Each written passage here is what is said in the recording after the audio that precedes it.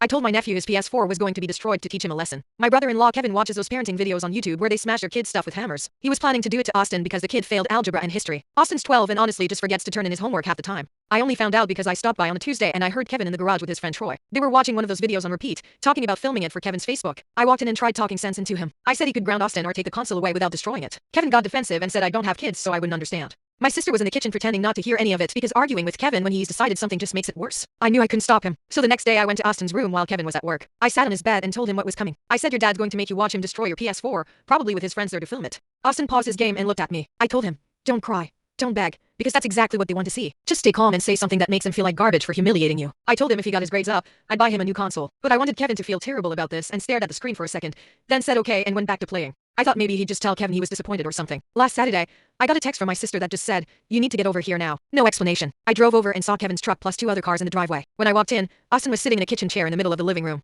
Troy was standing behind him with both hands on Austin's shoulders. Another guy I recognized from Kevin's work was on the other side doing the same thing. Kevin had Austin's PS4 sitting on the coffee table and a metal baseball bat in his hand. His phone was propped against a stack of books recording. Kevin started his speech about how Austin needed to learn that actions have consequences. He was talking loud for the camera. Then he lifted the bat and brought it down on the console. Plastic cracked and pieces skittered across the floor. Troy and the other guy were laughing. Kevin hit it again and again until it was just broken chunks. Austin didn't move the entire time. His face was blank. When Kevin finally stopped, he was breathing hard and grinning at the camera. That's when Austin smiled a little and said something under his breath. Kevin's grin disappeared, told everyone to shut up and asked Austin what he just said. Austin looked up at his dad. He spoke in this calm, clear voice. He said, you just humiliated me in front of your friends. You destroyed my stuff because you're bigger than me. But everyone's helpless when they're sleeping. Everyone. He paused. Then he asked if he could go to his room now because he had some thinking to do. Nobody moved. Troy's hands came off Austin's shoulders like he'd touched something hot. The other guy looked at Kevin like he was waiting for instructions. I felt ice in my stomach because I told Austin to guilt trip his dad, not sound like he was planning something. Kevin's face went from red to white. Austin stood up, stepped over the broken pieces and walked upstairs. His door clicked shut. For about 10 seconds, nobody said anything. And Kevin turned to me and asked if I talked to Austin. I said yeah.